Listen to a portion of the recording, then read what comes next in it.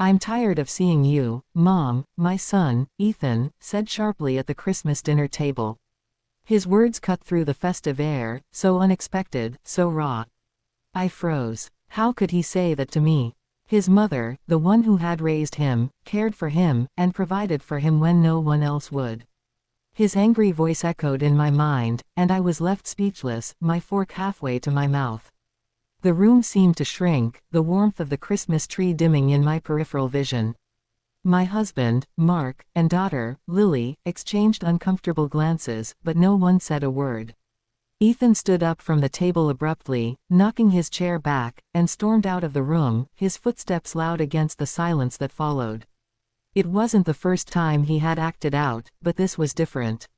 This was an attack. The anger, the venom in his voice, was unbearable. And it was all directed at me.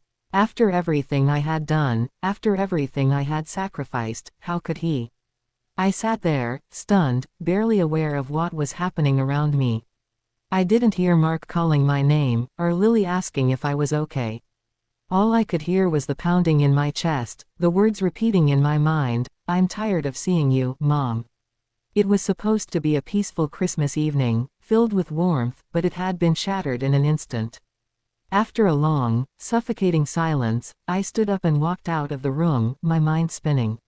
I didn't know what to say, didn't know how to respond. But one thing was clear, I couldn't stay in this house anymore.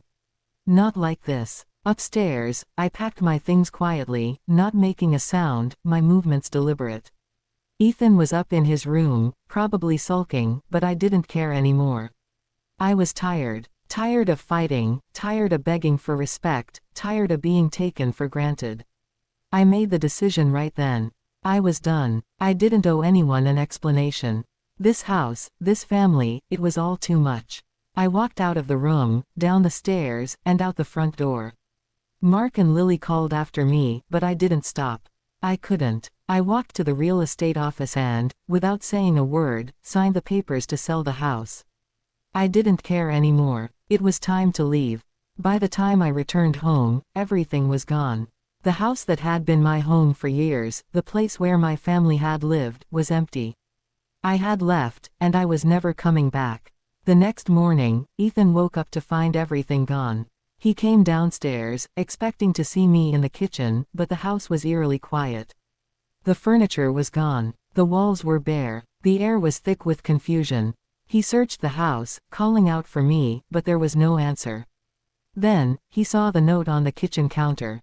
Surprise. The burden did this. His stomach twisted as he read the words.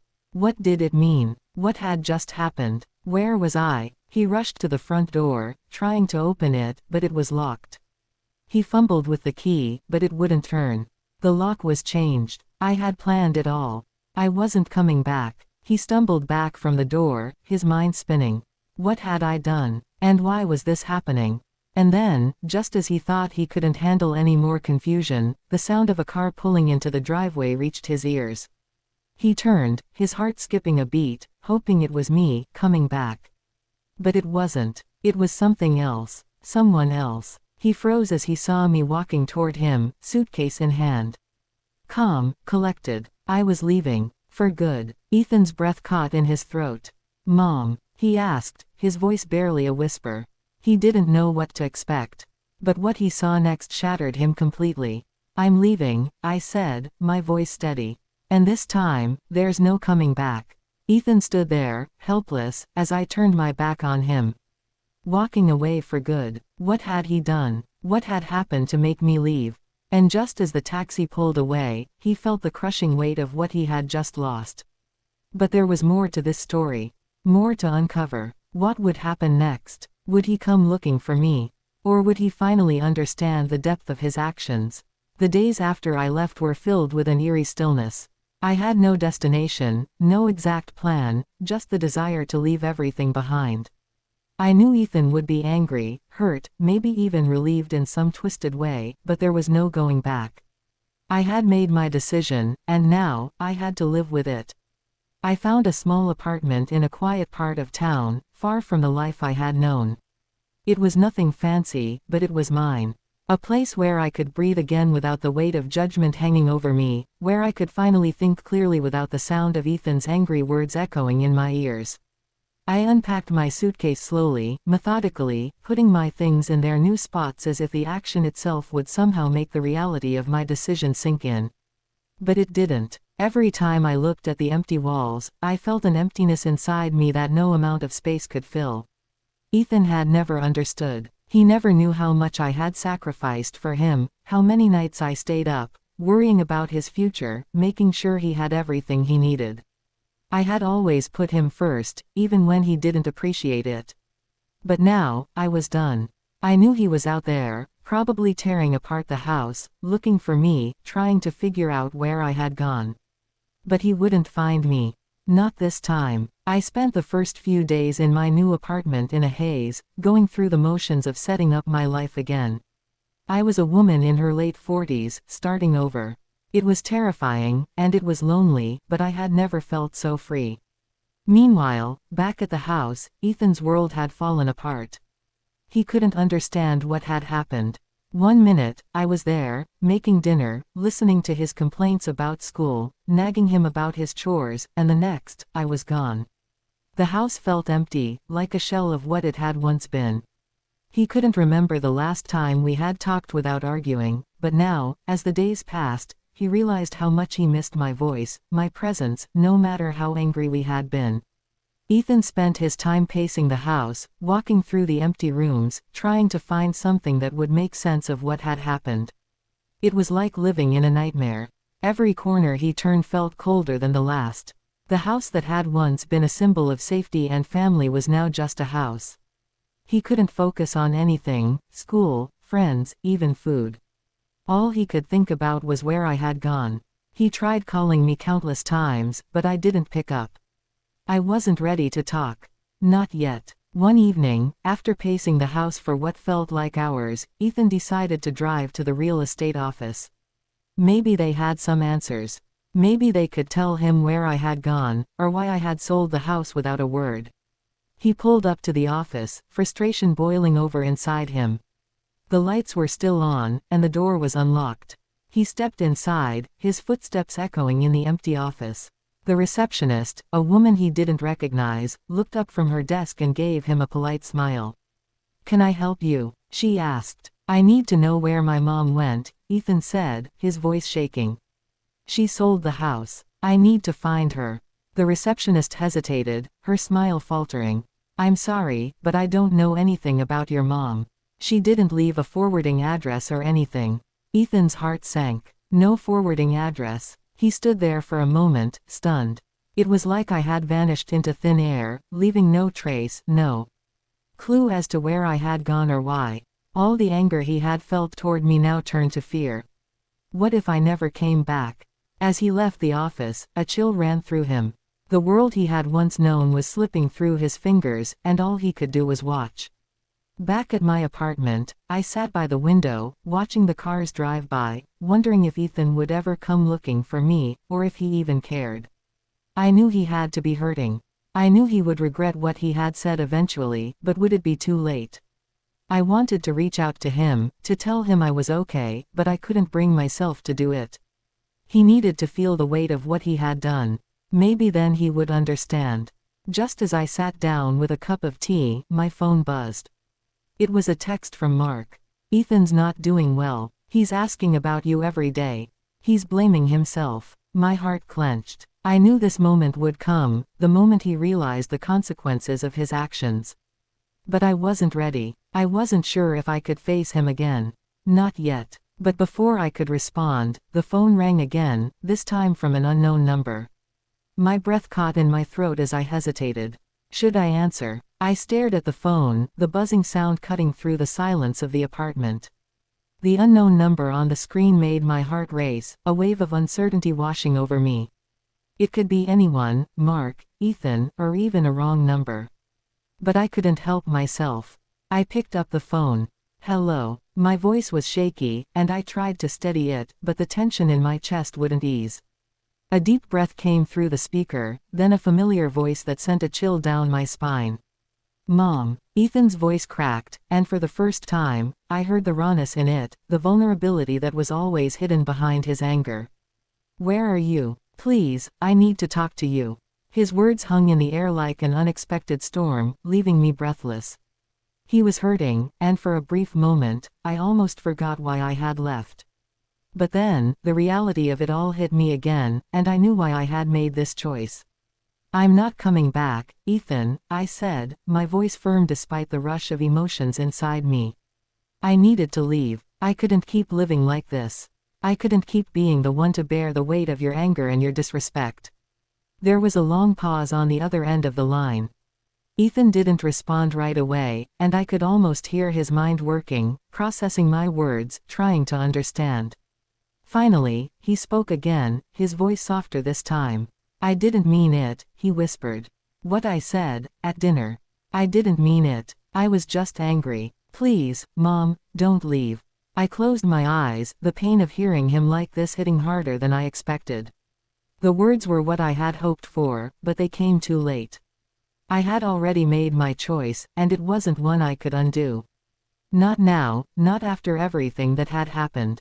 "I know you didn't mean it, Ethan," I said quietly, my heart aching with each word. "But the things we say, they matter. Words can tear people apart, even when you don't mean them." Ethan's voice wavered. "I never thought you would actually leave. I thought we could get through it, but I was wrong. Please, I'm sorry." His apology felt sincere, but the years of built-up resentment couldn't be erased in a single phone call. I had done everything for him, and yet, in that moment, it felt like it was never enough. I had tried, over and over again, but it was always me who had to give in. And now, I was the one walking away, leaving everything behind. "I know, Ethan," I said softly, the weight of my decision pressing down on me. "But this is something I need for myself. I've given so much of me, and now it's time to take care of me. You need to understand that. I'm not coming back." There was a long silence on the other end of the line, and then I heard him breathe heavily. "I messed up, didn't I?" I closed my eyes, the tears threatening to fall. "Yes, Ethan. But you'll learn. I hope you do." Just as I was about to end the call, he spoke again, his voice thick with emotion. "Mom, I love you. I know I don't say it enough, but I do. I'm sorry." The words stung in a way I didn't expect. I hadn't heard those words from him in so long, and now they felt like a distant memory, too little, too late. But I had to be strong. I couldn't let his guilt pull me back in. I had made a decision, and I had to stick to it. "I love you too, Ethan," I said, my voice barely a whisper. "But this is the end of this chapter.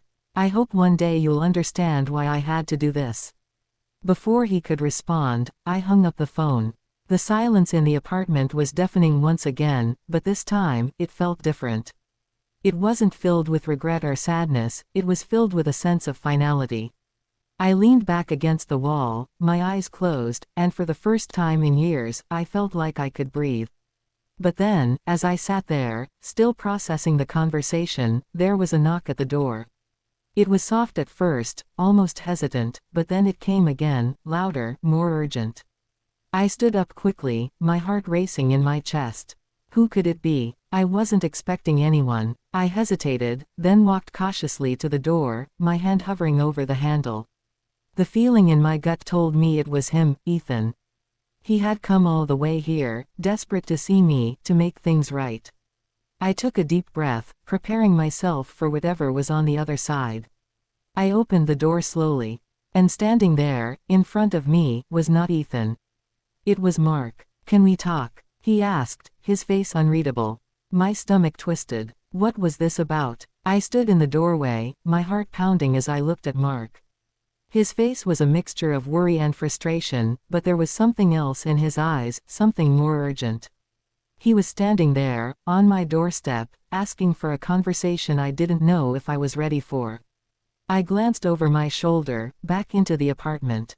I had been so wrapped up in the phone call with Ethan, I hadn't realized how much I was still holding on to the past.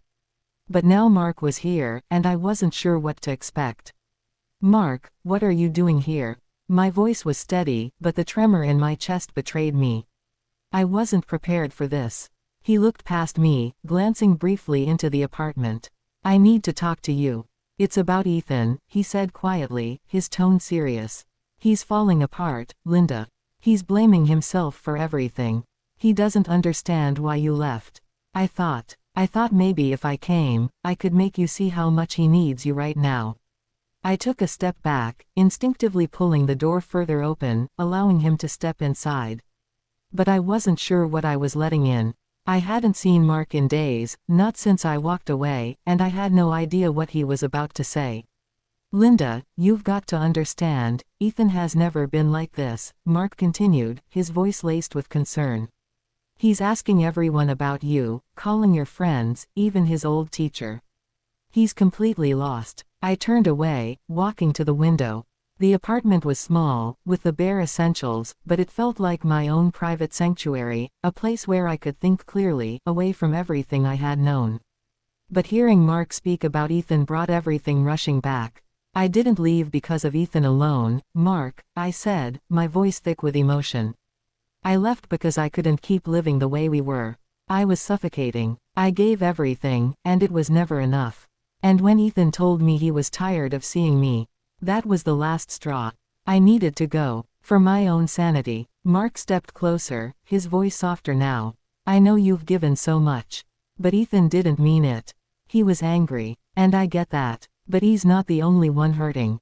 You're hurting too. Leaving like this, it's not going to fix anything. I turned to face him, my frustration building. Do you even understand what it's like, Mark? To be the one who always gives, always sacrifices, and never gets anything back. I was losing myself trying to fix everyone else. Ethan doesn't see that. And you don't either. Mark's expression softened, his eyes searching mine. Linda, I know you feel like this is the only way out, but running away won't make the pain go away. It's just going to make everything worse. Ethan needs you. We need you. I don't want to lose you too. His words hung in the air, heavy and sharp. I wanted to scream, to push him away and tell him to leave. But I didn't. I just stood there, feeling the weight of everything I had been avoiding. Mark took another step forward, his voice low. I know we've had our problems. But please, don't let this be the end. Don't let your relationship with Ethan end like this. He's your son. He loves you. A lump formed in my throat, and I quickly looked away, fighting back the tears that threatened to spill. You don't get it, Mark. It's not just about Ethan. It's about me. I've been invisible for too long. And this is the only way I can be seen. For the first time in my life, I'm doing something for myself. I could see the pain in Mark's eyes, but there was something else there too, hope. He wasn't giving up. He never had, and I couldn't tell if that was a good thing or a bad thing. I'm not asking you to go back to the way things were, Linda, Mark said softly, but please, for Ethan's sake, at least talk to him. Let him know you're okay. He needs that closure, and so do you. The silence between us was deafening. I wanted to argue, to tell him that he couldn't just waltz back into my life after everything and expect me to fix things. But a part of me, a small, quiet part, knew he was right. I can't just walk back into his life, Mark, I said, the words heavy with truth. I've already left. And that's where I need to stay. For now. Mark's face dropped, his shoulders slumping as if he had been carrying the weight of our entire family for far too long. I understand, he said, his voice barely above a whisper. But please, don't make this permanent. Don't let it be the end of everything. I shook my head, my chest tightening. I'm not saying it's the end, Mark. I need time. I need to figure out who I am without everyone else telling me who I should be.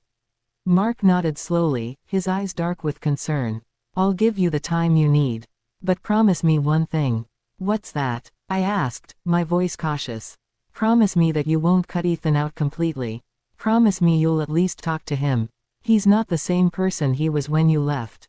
And neither are you. But maybe there's still a chance for both of you. The air between us seemed to grow thicker with every word. He was right. I couldn't just leave Ethan in the dark. But how could I go back when everything I had fought for seemed to have been shattered beyond repair? As I stood there, looking at Mark, I realized something. No matter how far I ran, no matter how much time I took for myself, there was always going to be something pulling me back, something I couldn't escape. I wasn't ready to face Ethan again. But I wasn't ready to completely shut him out either. I felt my resolve starting to crumble. And then, just as Mark turned to leave, I heard a sound that made my heart stop. A knock at the door. The knock at the door sent a jolt of panic through me. My heart pounded in my chest as I glanced at Mark, who was already halfway to the door. He stopped and turned, his face filled with uncertainty. Neither of us said a word, but we both knew exactly who it was. I didn't need to hear another knock to know. It had to be Ethan. I stood frozen in place, unsure of what to do next.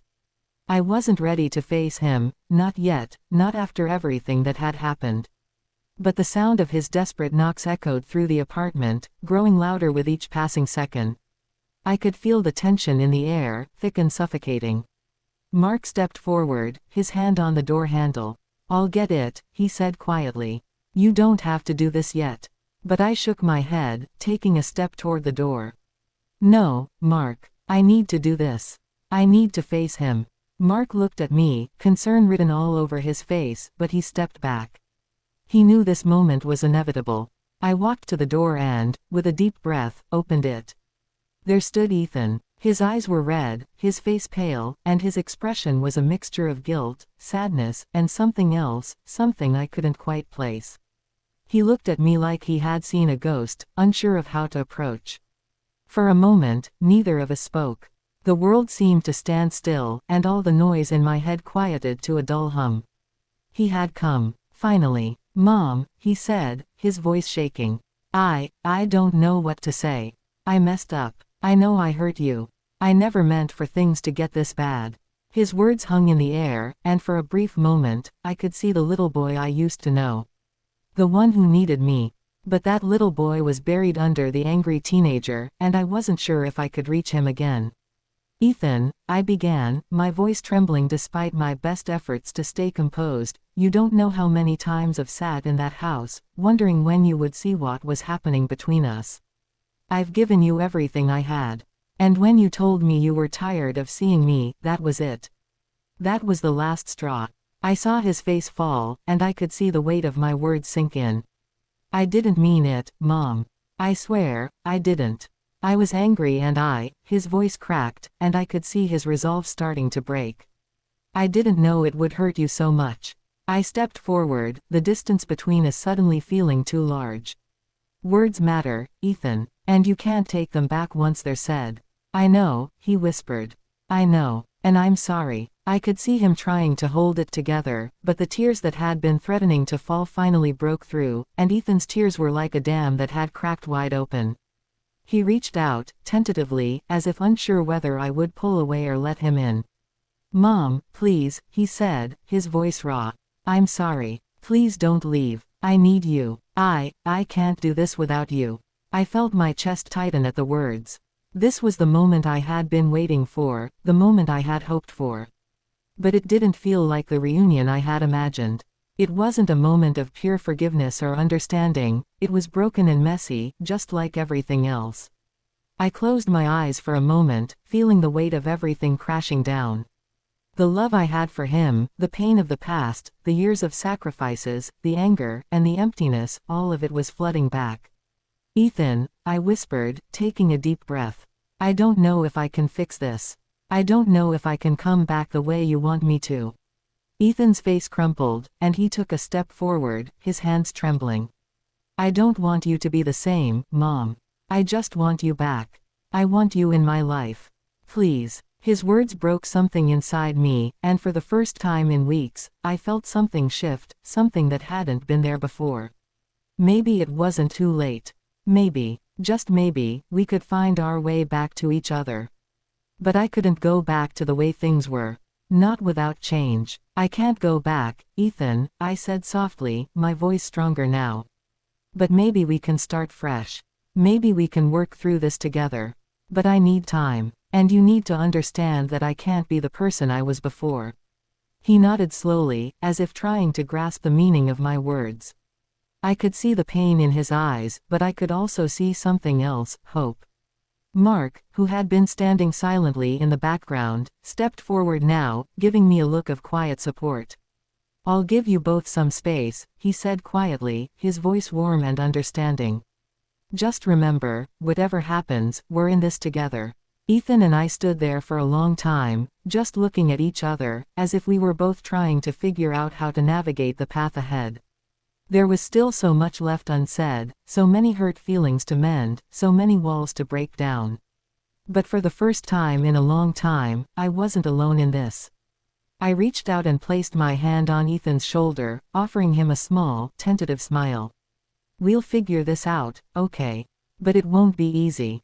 It'll take time. And we'll both have to work at it." He nodded, a faint smile forming on his lips.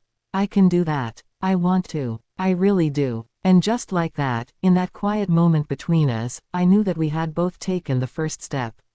It wasn't the perfect solution, and it wasn't the easy way out. But it was a start, a new beginning for both of us. As the door closed behind Mark, I let out a breath I didn't realize I had been holding. The road ahead was uncertain, filled with bumps and challenges. But we were going to try. Together. And for the first time in a long time, I felt hopeful.